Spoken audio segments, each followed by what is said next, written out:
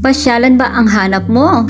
Sabi nga nila, it's more fun in the Philippines. Ito nga pala guys yung Igorotstone Kingdom, Baguio City, Philippines. Alam nyo ba guys na ang entrance lang dito is 100 pesos sa mga adult at sa mga kids naman is 80 pesos. Open nga pala sila guys daily.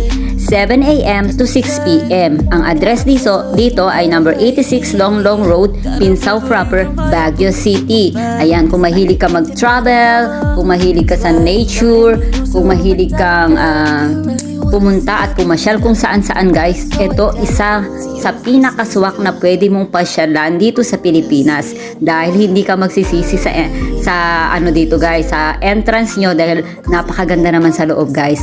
Ayan, sabi nga nila, habang buhay ka pa, pasyal-pasyal din. Hindi yung kailang kaluluwa ka na, saka ka maggagala-gala. Charot! Ayan, napakaganda talaga dito guys.